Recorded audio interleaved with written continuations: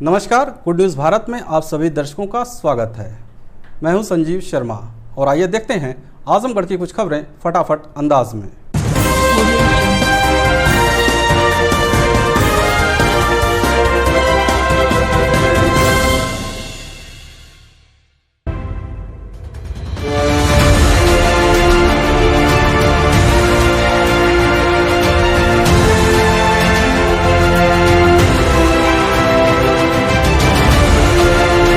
आजमगढ़ जिले में शनिवार को जिला ओलंपिक संघ की बैठक संघ के वरिष्ठ उपाध्यक्ष एस.के. सत्यन की अध्यक्षता में संपन्न हुई। बैठक की अध्यक्षता करते हुए एस.के. सत्यन ने कहा कि जिला ओलंपिक संघ जनपद के युवाओं को एक सही प्लेटफार्म देने के लिए कृत संकल्प है। इसको और ऊंचाई प्रदान करने के लिए जल्द ही एक कार्यालय का संचालन शुरू किया जाएगा, जिससे खिलाड़ियों को समुचित जानकारी मिल सके। बैठक के सभी सदस्यों ने सर्वप्रथम भारतीय दल को ओलंपिक में सर्वश्रेष्ठ प्रदर्शन करने हेतु अपनी शुभकामनाएं दी। सदस्यों ने बताया कि अब तक का यह सबसे बड़ा दल है, जो कि 18 खेलों के 69 इवेंट्स में प्रतिभाग कर सर्वाधिक मेडल भी भारत की झोली में डालकर इतिहास रचा। साथ ही पैरा ओलंपिक में भारतीय दल का बैडमिंटन में प्रतिनिधित्व करने वाले वर्तमान में गौतम बुद्ध नगर के जिलाधिकारी सुहास एलवाई, जिन्होंने आजमगढ़ की धरती पर ही व्यावसायिक बैडमिंटन का ककारा सीखा, सुहास एलवाई को भी ओलंपिक में पदक जीतने हेतु शुभकामनाएं दी गई। उपाध्यक्ष प्रवीण सिंह ने कहा कि आज तमाम गैर मान्यता प्राप्त संगठन खिलाड़ियों को गुमराह करते हुए खेल आयोजन करते हैं तथा अनधिकारिक रूप से सर्टिफिकेट जारी कर देते हैं। ऐसी दशा में युवा, परिजन तथा संबंधित स्कूल तत्समय तो प्रसन्न हो जाते हैं, परंतु जब कहीं उस खेल प्रमाण पत्र की उपयोगिता की ज़रूरत होती है तो उसकी प्रामाणिकता संदिग्ध हो जाती है और अभ्यर्थी को उसका लाभ नहीं मिल पाता। सचिव अजेंद्र राय ने कहा कि इस तरह के अवैधानिक आयोजन के प्रमाण पत्रों के फर्जीवाड़े को रोकने के लिए जनपद के सभी प्रदेशीय खेल संघ से मान्यता प्राप्त खेल संघों को जिला ओलंपिक संघ से संबद्ध किया जाएगा तथा खिलाड़ियों का भी रजिस्ट्रेशन किया जाएगा, जिससे उनके बारे में संपूर्ण डाटा सुरक्षित रहे। दिनेश सिंह ने कहा कि खिलाड़ियों को सीमित संसाधनों में बेहतर सुविधाएं प्रदान करने का संघ हर संभव प्रयास करेगा। रमाकांत वर्मा ने कहा कि उदीयमान खिलाड़ियों को उनके अध्ययनरत विद्यालय कॉलेज में विशेष सुविधा प्रदान करने हेतु कॉलेज प्रशासन से फीस की छूट, छात्रवृत्ति, स्पोर्ट्स किट, खेल उपकरण, खेल आयोजनों में प्रतिभाग कर आर्थिक सहयोग आदि की भी व्यवस्था का सार्थक प्रयास करेगा। अंत में कोरोना से दिवंगत हुए राष्ट्रीय खिलाड़ी अमन सिंह बिसेन के पिता स्वर्गीय अनिल सिंह, सीमा चौहान के पिता राजा राम चौहान, रहमत नगर आजमगढ़ बैडमिंटन अकादमी के संस्थापक शफीक अहमद, खेल आयोजनों के सहयोगी नित्यानंद मिश्रा की आत्मा की शांति के लिए 2 मिनट का मौन भी रखा गया। आज की इस बैठक में संरक्षक डॉक्टर डी.पी. राय, वरिष्ठ उपाध्यक्ष एस.के. सत्यन, डॉक्टर पीयूष कुमार सिंह, प्रवीण सिंह, दिनेश सिंह, राजेंद्र प्रसाद यादव, माया राय, प्रभाकर सिंह, के.एम. श्रीवास्तव, सौरभ राय, राघवेंद्र सिंह, अशेष सिंह, विजय सिंह, रमाकांत वर्मा, प्रवीण राय, अजय मौर्य सहित तमाम लोग मौजूद रहे। आजमगढ़ कलेक्ट्रेट कार्यालय कक्ष में डीएम व एसपी ने बकरीद त्यौहार को सकुशल संपन्न कराने के लिए धर्म गुरुओं के साथ की बैठक, दिए दिशा निर्देश। बता दें कि बकरीद के दृष्टिगत त्यौहार को सकुशल संपन्न कराए जाने हेतु जिलाधिकारी राजेश कुमार एवं पुलिस अधीक्षक सुधीर कुमार सिंह की अध्यक्षता में कलेक्ट्रेट कार्यालय कक्ष में निजामाबाद विधायक आलमबदी नगर पालिका आजमगढ़ और मुबारकपुर के धर्म गुरुओं मौलाना के साथ बैठक संपन्न हुई। बैठक में जिलाधिकारी ने धर्म गुरुओं मौलाना से कहा कि खुले स्थानों, सार्वजनिक स्थानों पर कुर्बानी नहीं दी जाएगी।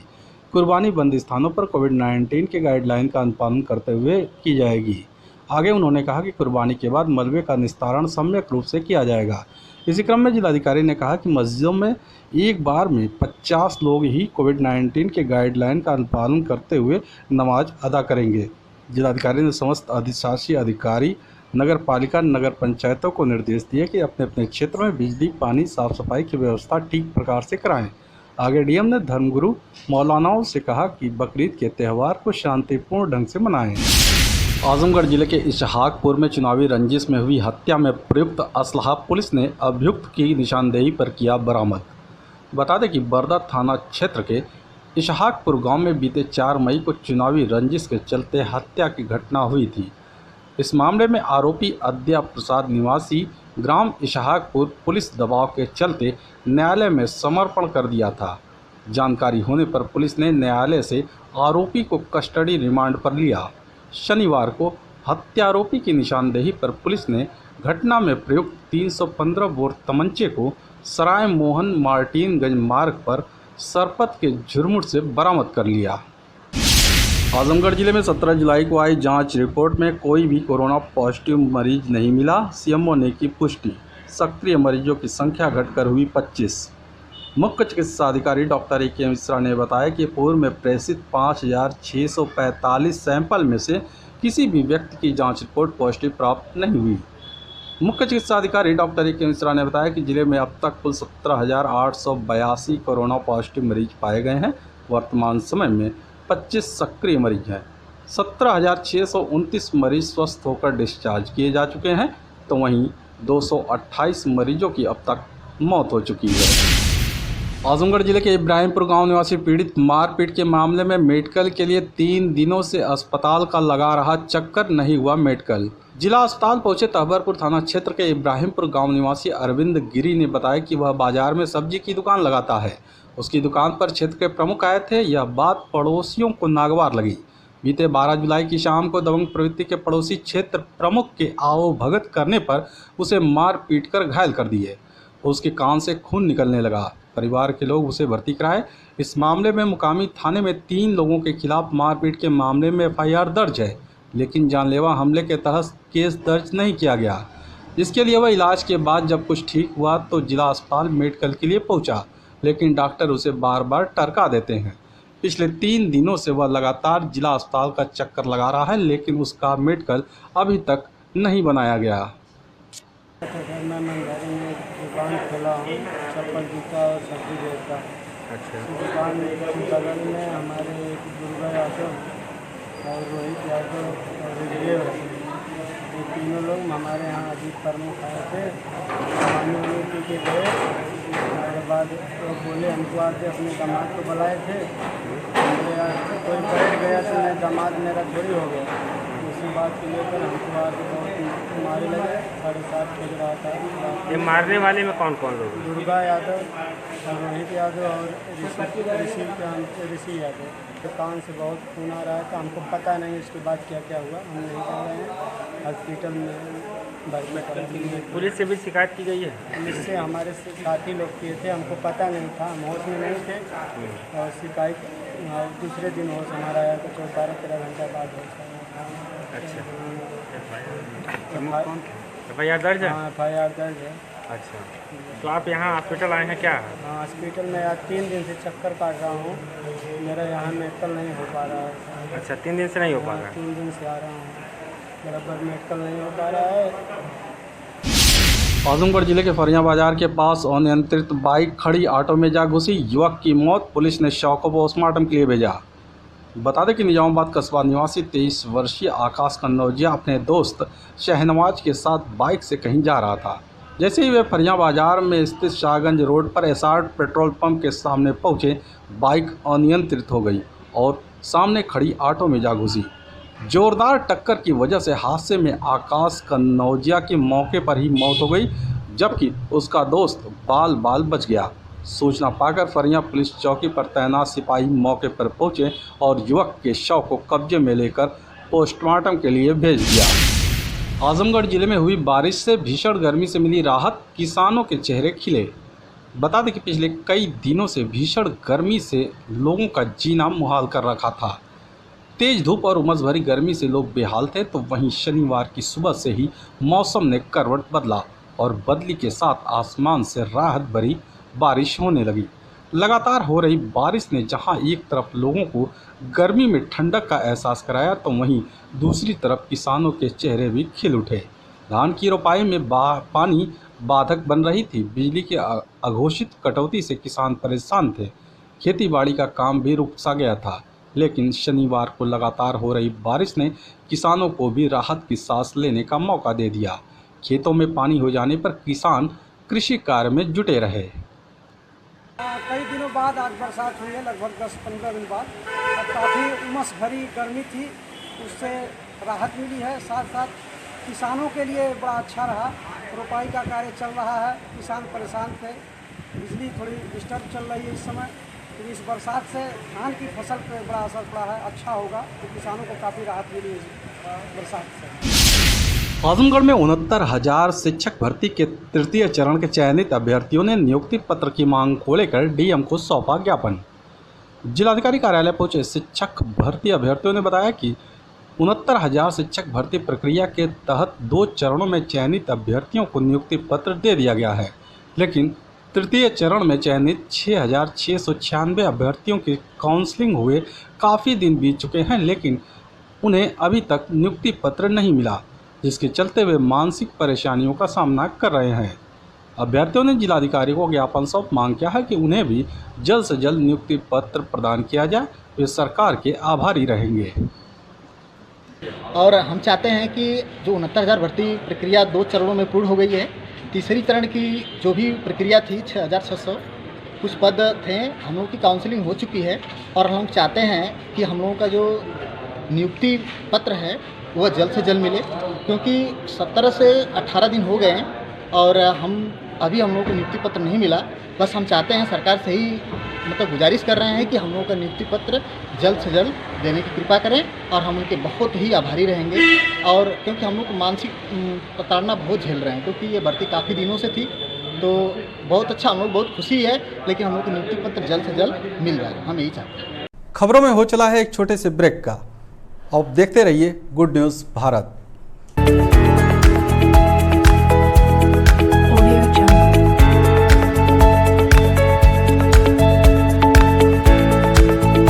ब्रेक के बाद एक बार फिर से आपका स्वागत है और आइए देखते हैं आजमगढ़ की कुछ खबरें फटाफट अंदाज में।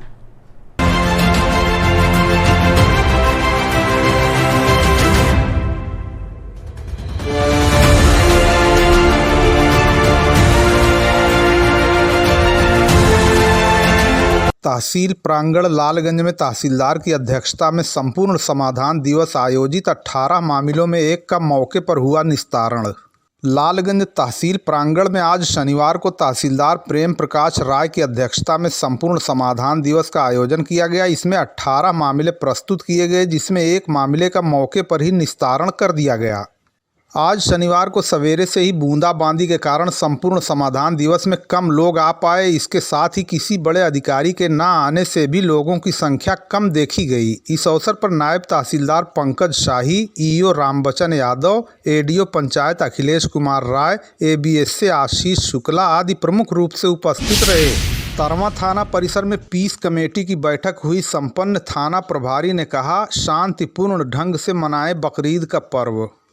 तरवा थाना परिसर में थाना प्रभारी स्वतंत्र कुमार सिंह की अध्यक्षता में पीस कमेटी की एक बैठक आयोजित की गई। इसमें थाने के समस्त उप निरीक्षक तथा क्षेत्र के गणमान्य लोग उपस्थित रहे। थाना प्रभारी ने कहा, आगामी बकरीद का पर्व शांतिपूर्ण ढंग से मनाया जाए तथा सभी लोग सोशल डिस्टेंसिंग का पालन अवश्य करें। उन्होंने कहा, बकरीद पर अवशेष को गड्ढा खोदकर उसमें डिस्पोजल कर दिया जाए। सभी लोग शांतिपूर्ण ढंग से मिलजुल कर त्यौहार मनाएं। पुलिस की जहां जरूरत हो तुरंत हमें सूचित करें। उन्होंने कहा कि सोशल डिस्टेंसिंग का पालन अनिवार्य रूप से किया जाए। इस अवसर पर उप निरीक्षक सौरभ तिवारी, नरेंद्र सिंह, हैदर अली रिजवी, मोहम्मद हकीक, सुरेंद्र पाठक, विनय यादव, जैनुल आबदीन, प्रधान सलीम अहमद, श्री प्रकाश सिंह, रामकुमार यादव आदि प्रमुख रूप से उपस्थित रहे। कार्यक्रम का संचालन हैदर रिजवी ने किया।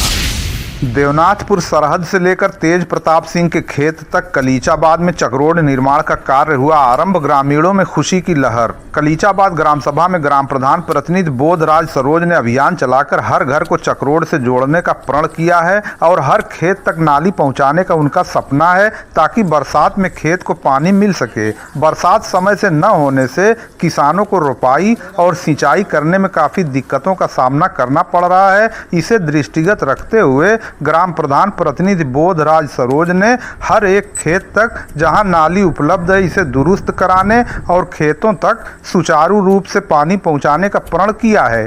इससे ग्रामवासी उनकी काफ़ी प्रशंसा कर रहे हैं। उनका कहना है कि उपरोक्त प्रधान किसानों के हित के लिए सोच रहे हैं। ये गांव वालों के लिए काफ़ी खुशी की बात है। नहीं, रास्ता जो कभी नहीं था, प्रधान इतना अच्छा है कि रास्ता बन गया और लड़के लोग भी हमारे घर पे आते जाते बहुत कीचड़ था दूसरे जगह का रास्ता, वो रास्ता बहुत आसान है आने जाने के लिए, बहुत बढ़िया। पूरे गांव लोग के भी निकाल हो गया, अच्छा रास्ता है। बहुत बढ़िया है ये रास्ता, क्योंकि रास्ता था ही नहीं कभी, बहुत जमाने से रास्ता ही नहीं बन पा रहा था, लेकिन अभी रास्ता हो गया है, बढ़िया रास्ता बन गया है। परिसिनिया गांव में मछली मारने के विवाद में 2 पक्षों में मारपीट, 9 घायल, 3 की हालत गंभीर होने पर हायर सेंटर के लिए रेफर। मेहनाजपुर थाना क्षेत्र के परिसिनिया गांव में मछली मारने को लेकर 2 पक्षों में विवाद हो गया और मारपीट हो गई। इस दौरान जमकर लाठी डंडा चला, जिसमें 5 महिलाओं समेत कुल 9 लोग गंभीर रूप से घायल हुए बताए जा रहे हैं। मिली जानकारी के अनुसार चंद्रिका गोड़ के घर के पास पोखरा है। शुक्रवार को चंद्रिका के परिवार के लड़के पोखरे में मछली मार रहे थे, तभी ग्राम प्रधान वहां पहुंच गए और उनको मछली मारने से मना किया जाने लगा। इसके बाद चंद्रिका और परिवार के अन्य सदस्य मौके पर पहुंच गए। प्रधान पक्ष के लोग भी लाठी डंडा लेकर मौके पर आ गए और दोनों पक्षों में मारपीट होने लगी। इसमें चंद्रिका पक्ष से चंद्रिका, टुल्लन, दीपक, आज़ाद, प्रीति, पूनम, सुषमा, सुनीता और प्रमिला घायल हो गए। घायलों को सामुदायिक स्वास्थ्य केंद्र मेहनाजपुर ले जाया गया, जहां 3 की हालत गंभीर होने पर उन्हें हायर सेंटर के लिए रेफर कर दिया गया। सूचना पाकर मेहनाजपुर थाना पुलिस भी मौके पर पहुंच गई और हमलावरों की गिरफ्तारी को लेकर कवायद में जुट गई है। इससे पूर्व 14 जुलाई को भी दोनों पक्ष आमने सामने हो चुके थे, जिसका वीडियो भी वायरल हुआ था। लालगंज में कोरोना संक्रमण कम होते ही आसमान छूने लगी भवन निर्माण सामग्री की कीमत, भवन निर्माणकर्ताओं की बढ़ी मुश्किल। लालगंज क्षेत्र में कोरोना संक्रमण कम होने के साथ उन लोगों की समस्या बढ़ गई है जिन्होंने भवन निर्माण का सपना देखा था। भवन निर्माण सामग्री के दाम बढ़ने से मध्यम वर्ग के लोगों ने फिलहाल मकान बनाने का इरादा त्याग दिया है और वह दाम कम होने की प्रतीक्षा करने लगे हैं। ग्राहकों की संख्या कम होने से दुकानदार भी परेशान हैं, लेकिन सर्वाधिक समस्या उन्हें है जो भवन निर्माण सामग्री के सामान लोड करके अपने परिजनों का पेट पर्दा चलाते थे। दुकानदारों तथा इन मजदूरों को लॉकडाउन के बाद अच्छी बिक्री की आशा थी, लेकिन महंगाई की मार के चलते आम आदमी के लिए मकान बनवाना अब आसान नहीं रह गया है। सफ़ेद बालू, लाल बालू, सीमेंट, सरिया के दाम काफ़ी बढ़ गए हैं। मार्च में कोरोना की दूसरी लहर के शुरुआती दौर में दोबारा लॉकडाउन लगा दिया गया था। उस समय 2200 से 2400 रुपये प्रति 100 वर्ग फीट बालू बिकता था, जो बढ़कर वर्तमान समय में 3500 रुपये हो चुका है। इसी प्रकार लाल बालू का दाम लॉकडाउन के दौरान 6000 रुपये से बढ़कर अब 13000 रुपये प्रति 100 वर्ग फीट तक के करीब पहुंच गया है। सीमेंट 350 रुपये प्रति बोरी से बढ़कर 400 रुपये हो गई है। सरिया 4200 से बढ़कर अब 5500 से 6000 रुपये प्रति क्विंटल बिक रही है। गिट्टी भी क्वालिटी के हिसाब से 7 से 9000 रुपये 100 वर्ग फीट के करीब हो गई है। इस प्रकार मकान बनवाने का सामान आसमान छू रहा है। आपको बता दें, ट्रैक्टर ट्राली का आकार भी दाम बढ़ने के साथ घटाकर 90 से 100 वर्ग फीट कर दिया गया है, जबकि इससे पूर्व 144 से 150 वर्ग फीट की ट्रैक्टर ट्राली हुआ करती थी। क्योंकि हम लोग मिडिल क्लास लोग हैं, लॉकडाउन के बाद इतनी कठिनाइयों का सामना करना पड़ रहा है कि बिल्डिंग मटेरियल का सामान, छड़, बालू, गिट्टी, सीमेंट इतनी महंगी हो गई है कि हम लोग घर नहीं बनवा पा रहे हैं और हम लोग को कठिनाइयों का सामना करना पड़ रहा है। देवगांव में भारत टायर व बैटरी शॉप खुलने से ग्राहकों की मुश्किल होगी दूर। दुकान संचालक ने कहा, अच्छी वैरायटी के साथ कीमत होगी वाजिब।